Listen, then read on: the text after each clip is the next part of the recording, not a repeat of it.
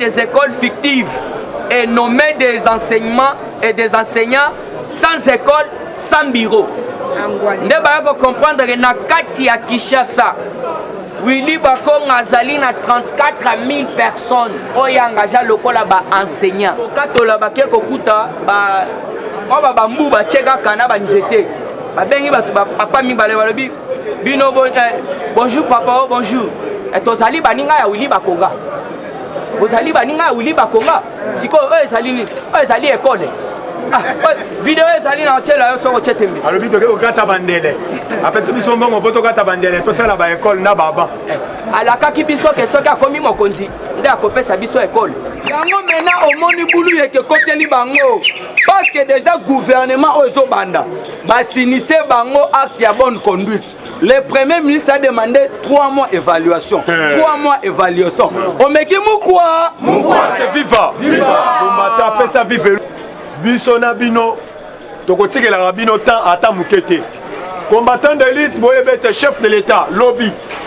Parce que sauf imprévu faut zonga lelo. Lobby il fallait azala wana libongo. Kwa inaugurer o tobengi bateau moko banokende ilebo ba kasai meno ah oui un apport mais bayebisi biso ezali na bateau moko ya bandeko na biso tobenga azali rwandais na bateau wana ezali déjà miné yango tozo signaler na ba service bateau wana kombo nango bazobenga azali commandant oyo azotala na libongo mobimba commandant wana bénéfice que bayo ko remarquer te ba arme koti butu give na commandant wana bakoti ba arme butu na kati ya bateau wana balobi place wana mokonzi mboka ya kotelema yango tozobela ba service nyonso tozala lisu likolo ya nini pe tokosenga ba combattant a partir ya lobi tokozala wana biso ebele parce que tozalaka na siloga moko soko moni ndo kisala nini combattant d'élite. Deuxième information na ngai ezali na numéro moko ya M-Pesa oyo bazotinda bazoko kabola ba jeton na ba parents po ete baluka moyen batinaka mbongo na M-Pesa 1000 fois baluka moyen bafutaka ba enseignant tozoyeba ete bato ebele bazobundisa gratuité enseignement boete combattant ntango todénonsaki tolobi ete bazobundisa gratuité enseignement tozomona quelque bato na base ya lamuka bazoyebisa bato ete makambo Willy Bakongo eza balukuta akotikala koya na Kinshasa te ezali bavantire yaya nazoyebisa bino ete ene na bango elungwe na motema ekomi komona meme na elongi yango soki bootala ata madili tala ete na face boye okoloba ete moto oyo atondisami na motema mabe makasi boye ete combattant boyeba ete elobi nalandaki parlement union européenne asepelaki na oyo tobenga parlementaire moko ya union européenne aloyebisa badécideur na kati ya sali parce que nazoyebisa yo discours ya mokonzi ya mboka asali na France même bouger communauté internationale parce que boyebi babétise oyo bauti kosala na Tchad tokoki kobombana na misu ya baoccidentaux te oyo tobengi na barapport mapping tokoyebisa bango haut les mains parce que yeba déjà mokonzi ya mboka Fachi Beton abimisi bango na vidéo nyonso na bavantire nyonso oyo tobengi baoccidentaux nalandi na parlement union européenne oyo tobengi baparlementaire union européenne bazoyebisa bamindele na sale bazoyebisa bango totika bavantire oyo tosala na Afrique parce que ezali korepese bauti kolanda même mwana oyo auti koremplace président tchadien azali oyo tobengi Congo azali oyo tobengi d'origine tchadien te par rapport à nini azali mwana oyo babokola ye na ndako combattant yango tokoyebisa yo ete Mukontombolo Fachi Beton l'homme de bic rouge kokitakitaki na France mpo ne fiske asengi na président Emmanuel Macron atia kimia na kati ya Tchad parce que yeba déjà akoleka entre transition zoleka mpo na kimia ezala na Tchad UDPS viva combattant nazoyebisa yo déjà na kati ya Gabon ezalaki joueur moko congolais oyo baplatifiaki badocument joueur congolais wana baye kodécouvrir nobeta na Gabon lelo nazoyebisa yo équipe ya RDC ezongaka na coupe du monde te sali nini ezongi na CAN yaya nayebisi yo vanda calme mais tokosenga na comité oyo tobengi ya football balukela biso entraîneur ya mala combattant de PS FIFA combattant d'élite awa toyebisi bino bozala calme toyebisaki bino ete RDC ezalaka na basurprise nango RDC ezalaka na actualité nango bonefiske na kana awa ebele balelaki nazoyebisa yo à 80% parce que déjà famille ya joueur wana déjà à partir alobi bazalaki na Kinshasa bazalaki menacé déjà na Gabon awa nazoyebisa yo masolo eza kitoko bozala calme toali na droit ya kosoutenir même baléopard na biso tokorapele Nazis Makukula alukela biso bavrai joueur bacongolais oyo tozobenga bazali na Europe parce que tolingi ete totombola drapeau ya UDPS FIFA combattant d'élite na deuxième actualité na nga nazali nango yeba déjà awa tozoloba wa Willy Bakonga azali na maboko ya bankawa azali na maboko ya bakoko tozoyebisa bino ete bato bakanisaki ete Willy Bakonga kozonga te nayebi lelo na babazala muka bachange oyo tobengi formol oyo babandaki kobeta peuple congolais oyo bandaki koleka même na bareseau sociaux tozomona bandeko mosusu na Europe bandeko mosusu na Europe bazobenga biso mamba Willy Bakonga ezali bavantire tozoyebisa bino ete soki bozokomprendre te oyo azali na ngwende azali congolais authentique azali oyo tobengi mwana mboka solo yaya nayebisi bino bisika bozali bokome UDPS FIFA combattant d'élite parce que boyebi bien ntango Fachi alobaki ete ngai na manda na ngai bato bazodéranger bato bazobundisa ngai ezali bandeko kingani songolo pakala de fiske kovanda wana mpona kolinga koétouffe oyo tobengi tout à tout ya manda nyonso ya muku antombolo ebele balobaki banani bazali koétouffe Fachi mais lelo Willy Bakonga balakisi baza koétouffe Fachi oyo bazali koétouffe te yaya yango tozali na droit ya kosoutenir Fachi parce que déjà tozoloba ete congolais oyo ayokisi bacongolais soni tosengeli biso bacongolais tosala ata mobilisation batiaki na stade mati badiembika ye mpo na intérêt ya peuple corps UDPS FIFA combattant d'élite awa nakoyebisa yo nalandi parole oyo tobengi ya Emmanuel Macron devant Fachi alobi ete Emmanuel Macron alobi boye nazokamwa nga Emmanuel Macron par rapport ya nini nakanisaki na République démocratique du Congo okodirige bien te okodirige na kokoso mais ndenge omaîtrise mboka wana ezokamwisa na ngai yango biso tokosoutenir à 100%. Fachi atikalaki mosika ya kolobela ye te Fachi mpe ayebisi ye mpo na guerre oyo ezali na este tozosenga mpe contribution na bino France boye te tolobaka ete Fachi azali oyo tobengi combattant d'élite otie asali nini UDPS FIFA combattant pesanga vivelonga UDPS FIFA Fachi combattant d'élite eloko lisusu tokoyebisa yo na actualité lisusu ezali koleka na République démocratique du Congo bozolanda ete silence des morts na terrain par rapport Kabila azali na Kinshasa lokola azali na Kinshasa te soki tozongisi mwa makanisi nsima oyo tobengi Shadari akenda le plus loin alobaki ete moto akotouche Albert Yuma yeba déjà mboko oyo kopela moto lelo botuna ngai Albert Yuma est-ce que va toucher mais lelo nini etini Albert Yuma aleka na média adevale basekret nyonso moment yango oyo tosengi na Shadari akotumba mboka yaya toyebisaki bango bakome papa combattant d'élite tokoyebiso ete tozali na droit ya kosoutenir Fachi parce que azali congolais oyo soki ayoki pasi ya bandeko na ye bacongolais azosola na yo tête à tête tala nazoyebisa yo d'ici bientôt l'air tozolobao Fachi asengi na Emmanuel Macron par rapport ya jeu ya francophonie ekobeta mao asengi oyo tobengi Emmanuel Macron aya kosoutenir yango na 100% yaya tozoyebisa yo tozali na droit ya koseni Faci parce que azali le Cassandre azali Fumuti na kati ya République démocratique du Congo. Bon, était combattant. Parce qu'actuellement, nous détenons tous les lunettes du pouvoir. Et maintenant, le problème est le président de la République, après nomination de membre du gouvernement, nous allons procéder à la nomination de mandataire et puis l'accréditation de l'ambassadeur. Parce que dans le moment où le stade actuel, il y a un ambassadeur congolais dans le Japon qui a vendu l'ambassade du Congo dans le Japon, nommé Soukabila. Il y a un ambassadeur congolais dans les Nations Unies qui a refusé d'appuyer la candidature à RDC dans le Conseil de sécurité. C'est pour bafouer en fait les avancées diplomatiques à chef de l'État. IDPS c'est viva. Il y a un moment où il y a un tour. Pour comprendre déjà que non, qu'il plaît ou qu'il neige. Fati où? Puis Tolobaki boye. L'IDPS, tu es pour s'éterniser dans le pouvoir. Mais l'IDPS a l'histoire de l'ANC en Afrique d'ici. L'ANC a combattu pour l'apartheid, l'IDPS a combattu pour l'instauration de la démocratie puis d'un état de droit. Le problème c'est quoi? Fati peut faire 2, 3, 4 mandats. Mais l'IDPS restera au pouvoir jusqu'à l'avènement de Jésus-Christ. Amen.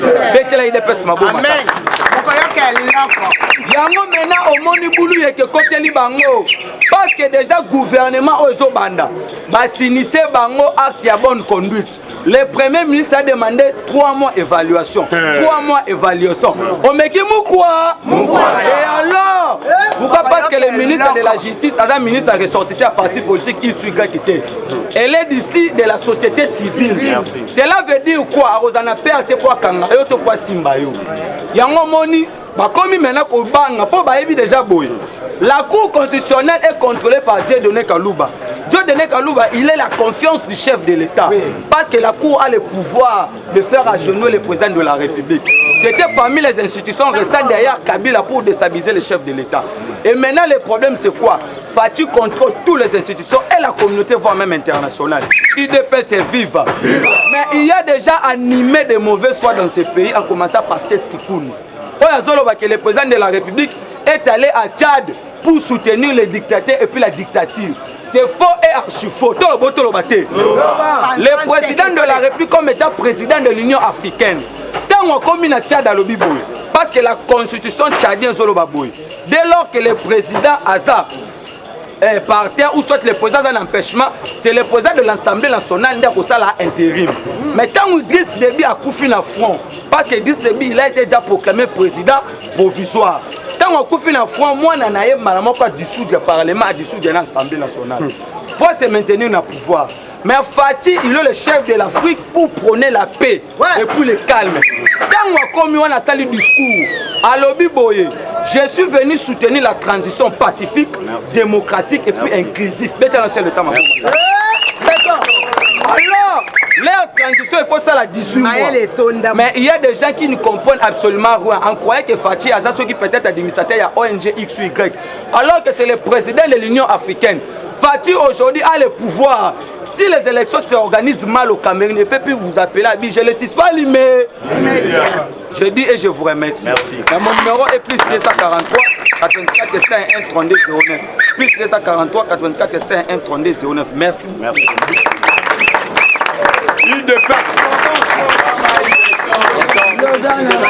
IDPS c'est viva. Ouais, ça là c'est Senghor. IDPS c'est viva. IDPS c'est viva. À tout ça. Très bien. Fatibé. Fatibé.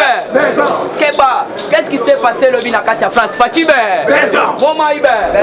Mukishibe. Yaya il faut tout kumisa Fati. Pourquoi? Parce que Bisso a Tozana le seul président. Oh, le peuple congolais, Sony, donc l'espoir de tout un peuple.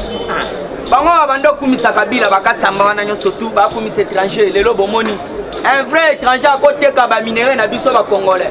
Parce que tout le monde Félix c'était Yaya Fatibé, Mukishibe, Momaïbe, Mukwantombolube. Slogan est la macacité pour la baronne va éviter. Information sur le président déjà tient Pessibido. tokobakisa mosusu puisque information tobakisaka mais oyebi slogan te elanda moninga boye to boye te po toyebaka mpe slogan même basoda na parade bayebaka okoyokaka iyo boye nde mpe awa il faut ezala faci be bukishi be momai be mukontombolu be le grand esprit be l'homme fort du Congo et d'Afrique be le président le plus costaud du monde be le président le plus géant du monde be Subwa Bilumbu be Mula Nkwasa be beteli chilombo nanu maboko makasi l'air tolobaka président le plus costaud bomoni bino moko lobby Macron azoyamba faci mais azosukisela mais oui bafoto ya li sans formal bafoto ya li omoni Macron azoyamba mukontombolo mais mukontombolo asomona na kati ya mutu na ye donc azali président le plus géant du monde et puis Macron abangi lobby atali ya lobby mais oui atali nan Félix Antoine Tshisekedi makambo azoloba na Macron lobby puisque ezalaki na otobengi palais présidentiel Champs-Élysées donc na Champs-Élysées kuna honneur Macron kutu babosani na kati ya France lobby mais je vous dis vrai basoda bakauki omona ndesiko mukwatombola sa kotambola ndenga tambola kawo yana ebisa bino wana muntu muko abufachi be mukishi le grand esprit a bokoyoka des jours puisque akendaki ba préparer pour sommet ya otobengi balobi bakochango le 17 ti au 18 donc fachi arozonga lisusu na France ba moment na puisque Macron ayebisi awa makambo préparatif makambo ya qui que ce soit makambo soki songolo pakala et ça kotala puisque ozali président ya Union africaine et puis a condamné Félix Antoine Tshisekedi à lobby vous devez vous donc il faut kota na makambo ya Tchad puisque lobby selon nos informations ba lobby na Djamena massa c'est tokaki lisusu fachi be donc massa c'est tokaki na Djamena lobby siko Macron bayokaki na fachi bango balai kuna na France ndesiko lobby omoni makambo ya Tchad yo il faut sala na lombangu banani wana basoda basala transition na ndenge ya malamu bazongisa bokonzi na maboko ya basivile yango na comprendre Félix pe lobby bosse la boko eloko sala na Tchad lui dans sa qualité en tant que président il y a Union africaine a opesa déjà modo puisque si apesa directive na matanga ayebisi mona Idriss Déby ayebisi bo ndengo zawana malgré population ezali tozana matanga yo pe ondimi ozala na likolo ya lokola neti président donc na ba institution mboka mais tokosenga ete mema bato nyonso tout na otobengi transition scolaire au ça la transition de bo préparer élection ozui bokonzi ozongisi na maboko ya otobengi civil mais boko ka ndenge siko ukotomola ko ba mesure awa tokoti na kati actualité politique bon kuna na États-Unis kuna na otobengi France échange on a sepela kinango le ko la net ba point clé puisque ngana za otobengi olandeli ya ba information mu kontombolo parce qu'il faut comprendre ba l'air ba outi ba sisi ko déjeuner li solo nini ba beti na kati et là ba beti okoyoka Félix Antoine Tshisekedi chilombo azo kufara pona ba jeune azo matazo kitara pona biso ba jeune nde yango yoki la volonté de développer la coopération économique et les opportunités offertes à la jeunesse congolaise à travers les projets d'éducation, de santé et de création des emplois ont fait l'objet du déjeuner du travail de point de désert entre les deux chefs de l'État. Robert Elamouk a tombé ma bocoté. À quel point la famille n'a été, à quel point la santé, éducation, économie et création des emplois pour les jeunes. Nazo ebiso fachi ndenga zana FCC bazakao. Pourquoi FCC bazakao? Batali baleli balobi en tout cas cet homme et le koni ne salina tout d'abord. Photo organiser ba élection bazakolela. Soko landi ba cadre ya FCC belé. Puisque biso tolaka na ba opembeni na bango balobi en tout cas ti bazala kana bazakolela Shadak pe alobi ana sako bonga maka poto sa l'élection. Olandi te kuna na kati ya parlement. Na parlement sama lokonde jamais à cause de fier peuple congolais. À cause de fier pourquoi puisque balobi élection et que ça la iyo mais il faut que qui est congolais, qui ne l'est pas. Mais c'est ça. Il y a un président au Tcholoba. Donc, na minute Fayoulou, na Sénégal, c'est ça qui binote. C'est ça qui théâtre, c'est ça qui binote. Mais président au Tcholoba, c'est binote. Recensement sur que bandit. Bon, on a Martin Fayoulou. Merci. Donc, tout la mousse, Yaza. Okoya na ndengeni. Prototype est allé. Donc, du fait que nous avons Misaki, tout le monde a déjà fait vert. Babandi ko peso identité na yo ozali congolais obotami na Nord Kivu papa na koko ba peso yo ba biloko na so. Parce que sovo ça étranger le la Martin Fayoulou. Fer rouge déjà si ne zoya wana déjà machine ezola qui ça déjà ingénieur à ça wana. Ingénieur déjà mbala moko ayebe. Alors bizarre na mupa. Et puis la police serait wana sur place ba quand Martin Fayoulou puisque à ça ko tia trouble mais azali congolais azali étranger. Keita Jang. Yamana kasi tambo mamba basawa Azaria Soube wasawa tambo mamba omo beta tennis atiki senande akomo sala entraînement ya tennis na matata pone boluki ba photo bokozo dernièrement batiki senan ndeto ebisaka bango IDPS ezali parti moko ya Nzambe boto bote parti oyo eza ko sauver peuple congolais dossier Willy Bakonga yo kochaka temeote ayete mais lobby acheminé na parquet ya cour to bengi cassation les jours cassation gombe tout là puisque biso va mettre avocat pe akendane kuno a mettre na yo est-ce que azala ki to azala habiter ça calme dans son information Willy Bakonga azala ki wana pourquoi parce que il y a eu de preuves oyo IGF a pessi mais yoka Bakonga dossier Bakonga selon l'IGF a signalé que des arrêtés pour créer des écoles fictives et nommer des enseignements et des enseignants sans école, sans bureau. Nous devons comprendre que na kati ya Kinshasa, Willy Bakonga azali na 34 000 personnes qui ont engagé le ba enseignants. Na kati ya Kinshasa sans avoir compté la province Moussous. Ana des provinces où IGF abimisi. Balobi tozana 34 000 personnes. Oyo otobengi Willy Bakonga azwaki bango ni bureau ni école donc ba enseignant ba fantôme. Mais du fait que papa azana matricule na yo azwaka mbongo azwaka te. Azwaka te Willy Bakonga azuna mbongo wana azokoliane na batu na ye na bana kasi bana noko to bada ko sabino asalaki recrutement de complaisance avimbisaki nde liste po bango na Fati Beton monia gratuité de l'enseignement ezokokate mais azoye bateke Fati azabe États-Unis atali pa lobby bon malgré Willy Bakonga ibi mbongo vu que oza président ko so le prix du monde to kopé son mbongo ande ba financer lisusu ocho pesa susu malgré aibi mais États-Unis alembité alors biswa on a bonne volonté politique au Sanango. Zwaka kame, on peut comprendre ce que yamano yoki na kati ya autobeng assemblée. Papa na biso Sam Lokonde. Puisque vous allez pas féliciter gouvernement Sam Lokonde, c'est la Chine, Angleterre, autobeng Bretagne, France, ba biso ba soutenir gouvernement mais yo tandis que ça congolais. On le bien ta merci pour notre gouvernement. Gouvernement oyoye elongo ni 4 puisque batu il faut ratoya États-Unis Chine peke Bintou Keïta pe alobi so bolandi Bintou Keïta chef ya MONUSCO aloba kipe abina za ko soutenir gouvernement ya Sam Lokonde et puis toza prêt pona kosala mais yo congolais ko betela ta maboko pona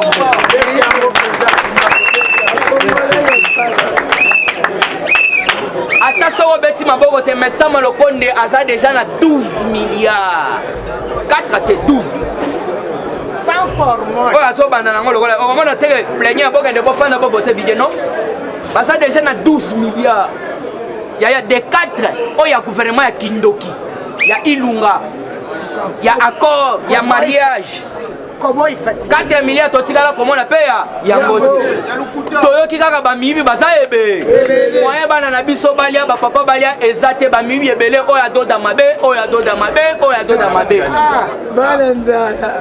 yana banda web sabino Félix aza prêt à remettre mon population aller peut-être comme atana limité puisque tout autour de lui bamibi baza des voleurs yango no moni même papa Sama lobi et logo mususu otoko telemela lutte contre la corruption. Lutte contre la corruption, na autobengi financement. Ya ba autobengi ba capitaux. Donc, ozo mbongo auto obandi no ndenge ni posa na mbongo wana. Bakolandela surtout na gouvernement. On a monopolisé parole te. Donc ba konga zui batoa 34 000 personnes. Na siko na province ya Chopa, soki Chopa voilà. Azui 21 000 personnes. Oh, Krita, on a ce qu'on a province ya Chopa.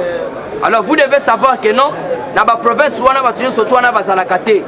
Il chef akenda ko sala autobengi enquête. Ba komi na village moko wana soki na Bokato. Na Bokato, voilà. Bokato là. Yangono. Bokato là. Na Bokato là ba ke kokuta ba ba bambu ba cheka kana ba nzete. Ba bengi ba papa mi bale balobi Bino bonjour papa, bonjour. Et tozali baninga ya wili bakonga. Bozali baninga ya wili bakonga. Siko ezali ni, ezali école. Ah, vidéo ezali na tela yo soko chetembe. Alobi toke okata bandele. Apesi biso mbongo poto kata bandele to sala ba école na baba. Alaka ki biso ke soki akomi mokonzi, nde akopesa biso école.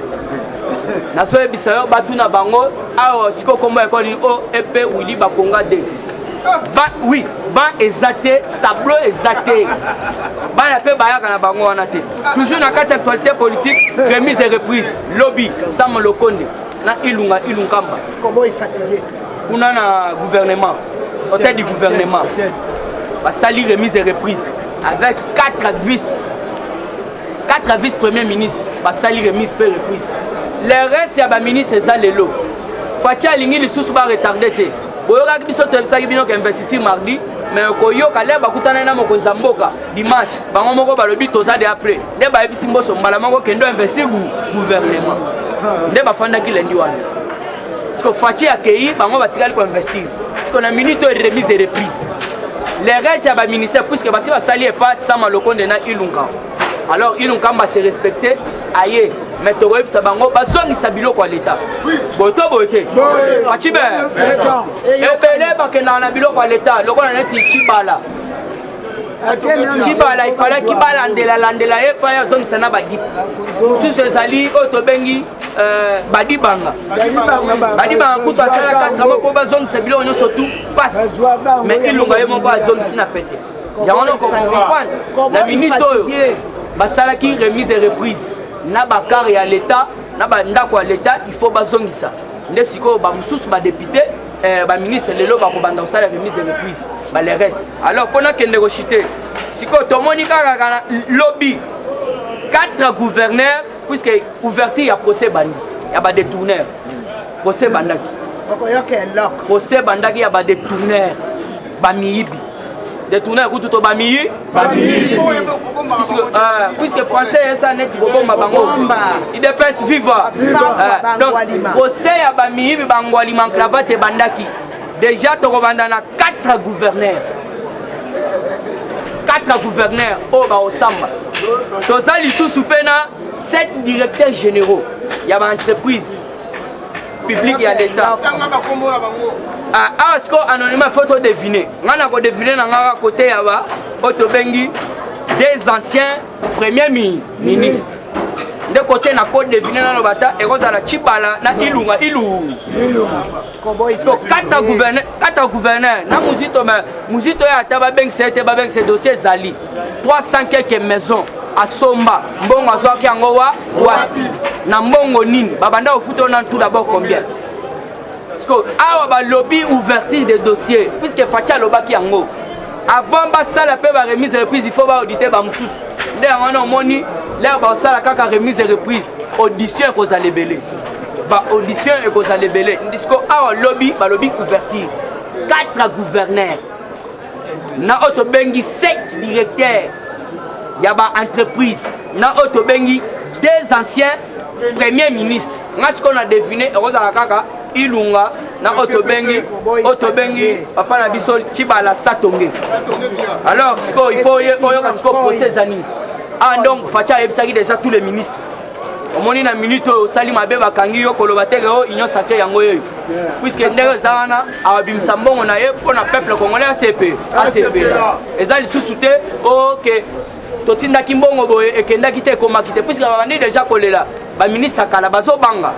Pourquoi il faut mettre dans Otobengi, pasteur Nganganzambe, Atiki Bampake, Atiki Biblia, tout la mousse Yaza. Mais on a un ministre, mais tout à fait, il y a un ministre de Dieu.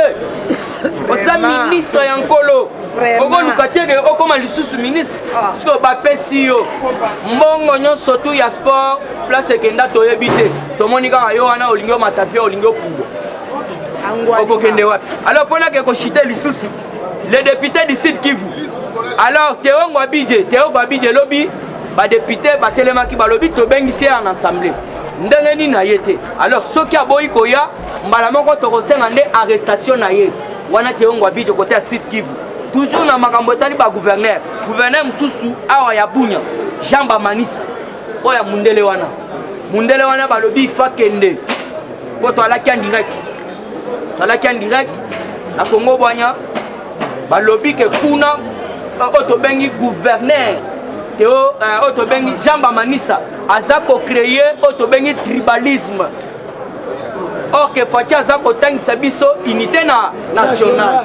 Mais gouverneur wana Théo Jean Bamanisa wa mundele wana peuple balobi ya ndundu balobi akende tolingite pour na tribalisme. Voilà na ko monopoliser parole te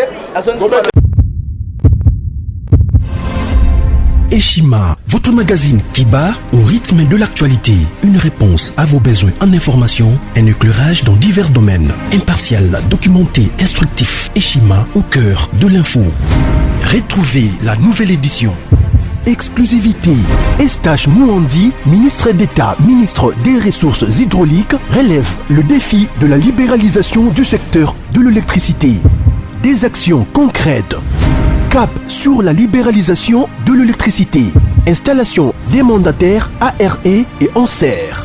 Fonds Mwinda qui permettra de fournir de l'énergie électrique propre à 15 millions des Congolais. Signature contrat B-Box. Plusieurs protocoles d'accord signés dans le cadre de la mise en application de la loi sur l'électricité. Les avancées enregistrées dans les secteurs des ressources hydrauliques et électricité grâce à la vision du ministre d'État Estache Mouandi représentent un acquis indispensable qui balise le chemin vers l'effectivité de l'amélioration du taux de desserte en eau potable et en électricité. Focus. Payer l'impôt est un devoir civique. Le directeur général de la DGI, Barnabé Mwakadi, sensibilise les assujettis. Dossier Eshima, les épidémies les plus dévastatrices de l'histoire. Nation, le ministre d'État Ribens Mikindo met en valeur les blocs pétroliers et gaziers de la RDC afin de transformer les potentialités en hydrocarbures en véritable richesse. Élection 2023, le compte à rebours de la Senco. À lire également les portraits de Kelly Kounté, journaliste chevronné. Économie, budget 2021, moins ambitieux, plus réaliste.